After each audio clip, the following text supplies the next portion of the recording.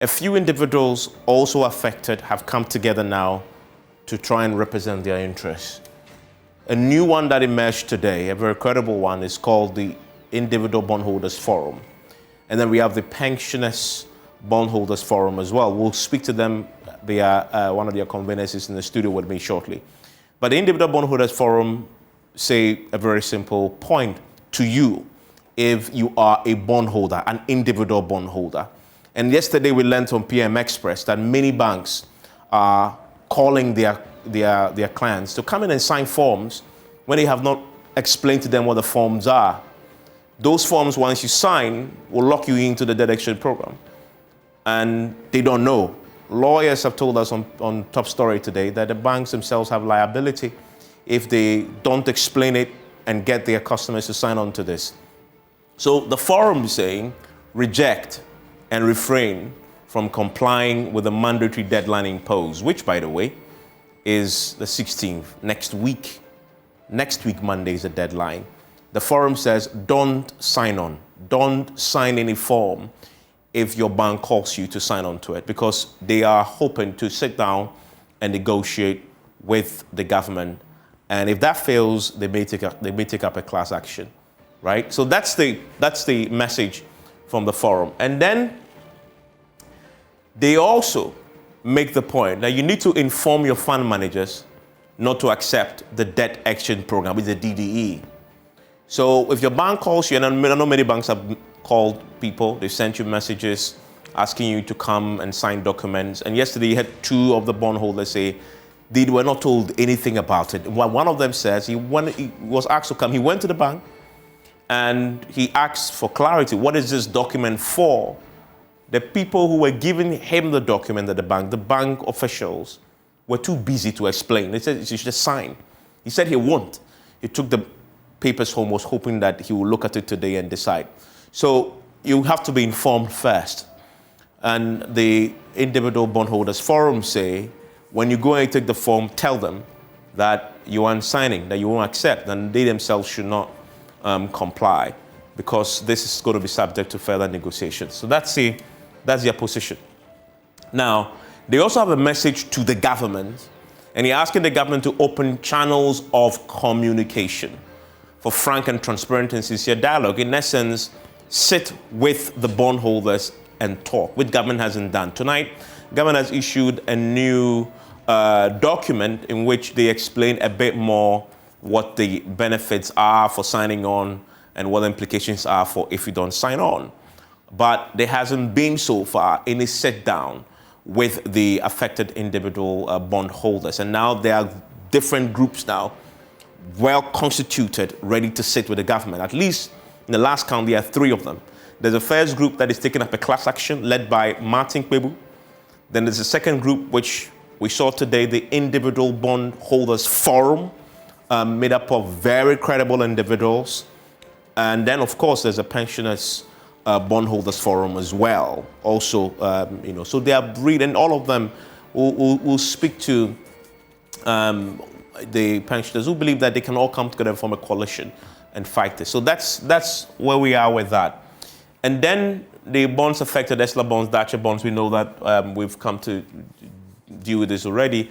And there's this research that we talked about today on the upfront, which you just wanted to recap, which is if you look at the whole entire debt exchange program, and this is one that was done by a joint research that was done on the implications of this for you, they conclude that even before the debt exchange program was announced, the market value of the indicative bond had declined by up to 63% due to the increase in interest rates, which has wiped away the value of the money already. So in effect, they conclude that if you sign on, in effect, your money is a complete write-off over the period, 15 years, they explain there. I mean, these are the various indicators that they put in, that investors are better off, actually, with the December 24th proposal compared to the December 5th proposal. Holders will lose up to 66.6% of the bond value if you go with this one. Now, one of the other things that I found interesting, and we've been pouring through the Finance Ministry's own detailed documentation surrounding the debt exchange program, there's one particular document, a very bulky document, that contains some of the legal terms of the debt exchange program. And we found this very interesting. And Martin Kpewu alerted us to it today because he represents some of the bondholders. That actually, there are many of you who think that your treasury bills are safe. And of course, as far as this particular debt exchange program is concerned, the current one, yes, it is safe. But I want to read to you something that we found in that document. So, quote, treasury bills issued by the Republic and certain non-marketable securities issued by the Republic are not subject to this invitation to action. So, emphasis on this invitation. That's in the invitation we are talking about that is now affecting individual bondholders. However, such treasury bills and non-marketable securities may, however, be subject of other exchanges and purchases by the government of Ghana from time to time. Simple English. This current invitation, treasury bills are unaffected. But government is telling you, warning you, that down the line, treasury bills may be included. This is the Finance Ministry's own document. You will find it on their website.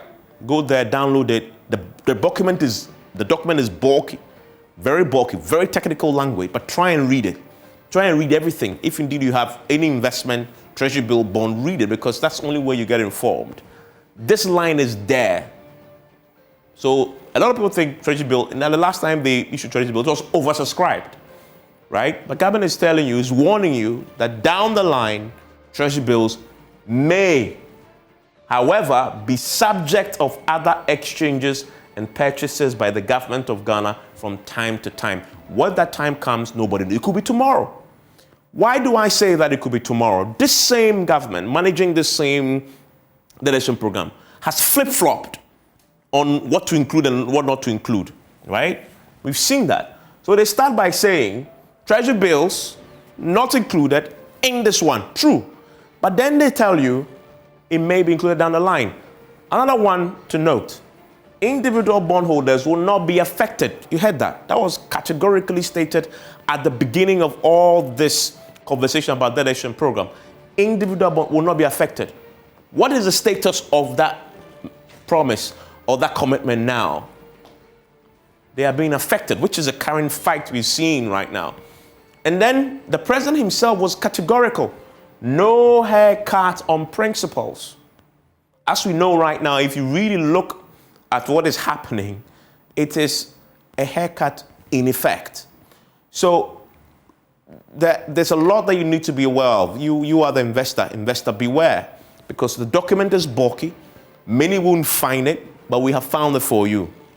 Get to see Martin people who alerted us. We were pouring through the document yesterday, and then we also found the big one with the finance minister was included in that, which is that, in effect, as we told you yesterday, in that same document, don't bother to sue government, because if you sue government, and this is the finance minister saying it, you may not win.